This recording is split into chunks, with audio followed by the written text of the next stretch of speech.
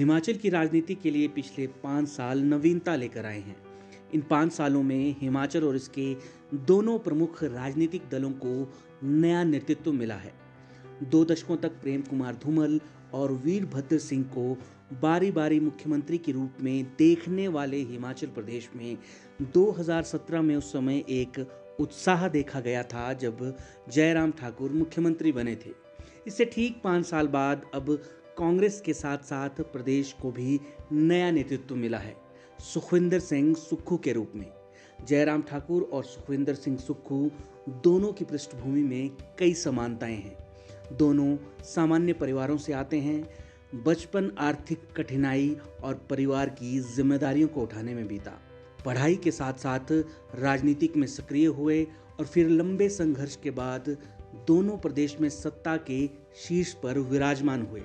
लेकिन दोनों के अंदाज और तेवर एकदम अलग हैं। जयराम ठाकुर सीएम बने थे तो लोगों को उम्मीद थी कि अब प्रदेश में कुछ तो नया होगा, क्योंकि उनके सीएम बनने से पहले 2 दशक तक हिमाचल ने सिर्फ दोनों मुख्य दलों के नेताओं की बयानबाजी देखी थी और सत्ता में आने के बाद एक दूसरे पर बनाए जाने वाले मुकदमे देखे। इसलिए जयराम ठाकुर जब सीएम बने तो उनसे उम्मीदें बहुत थीं। एक बड़ा वर्ग जहां उनकी विनम्रता और सादगी की तारीफ करता है, तो एक वर्ग ऐसा भी है जिनका मानना है कि जयराम ठाकुर खुद को मिले मौके को भुना नहीं पाए। आलोचकों का कहना है कि 5 सालों में हिमाचल को लेकर उनका खास विजन नजर नहीं आया, जबकि उनके समर्थकों का कहना है कि जयराम ठाकुर के कार्यकाल का एक बड़ा हिस्सा कोविड की महामारी के दौर में निकल गया, इसीलिए वे कुछ योजनाओं को अमलीजामा नहीं पहना पाए। लेकिन वृद्धावस्था पेंशन की उम्र घटाना और राशि बढ़ाना उनकी अच्छी पहल थी।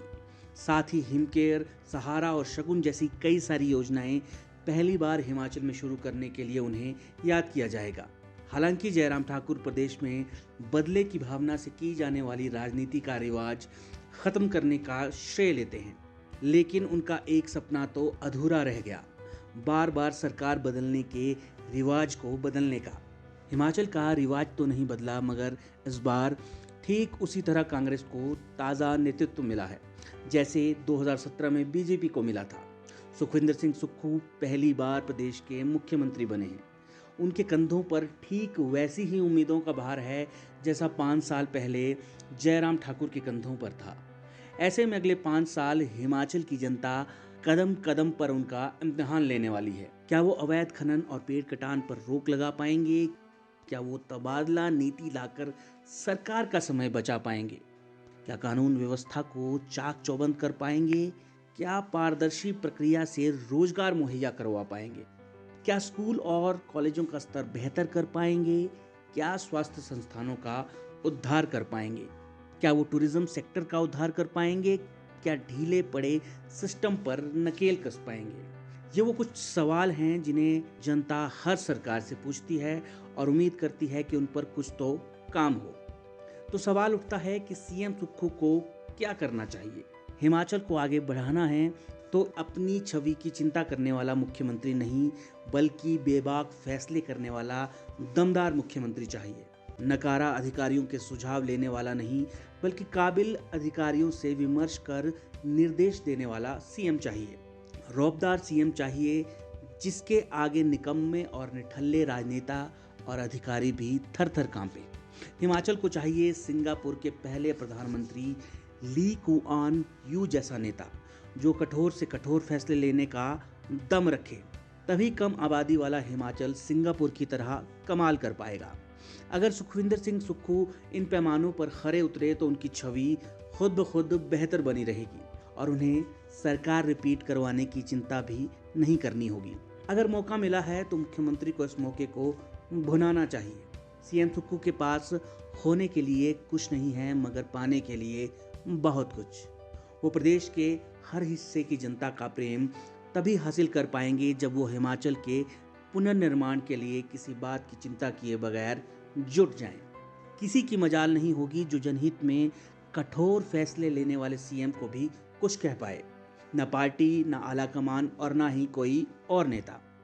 इतिहास सबको संतुष्ट करने वालों को कभी याद नहीं रखता। इतिहास याद रखता है उन लोगों को जो कड़े फैसले लेने का मादा रखते हैं, जिन्हें सही रास्ते पर चलते हुए किसी के नाराज हो जाने की परवाह न हो, जिन्हें ना पद का मोह हो और ना ही कद का, जो अपने लक्ष्य के प्रति समर्पित हों, जिनके लिए सत्ता जनता के लिए कुछ करने का असल माध्यम हो। और आज हिमाचल प्रदेश के नए मुख्यमंत्री की ओर देख रहा है वही हिमाचल प्रदेश। वो उम्मीद कर रहा है कि शायद अब कुछ बदले। नए सीएम को हिमाचल का पुनर्निर्माण करना होगा और हर क्षेत्र के सुधार के लिए कड़े कदम उठाने होंगे। हर बड़े बदलाव की मॉनिटरिंग खुद करनी होगी।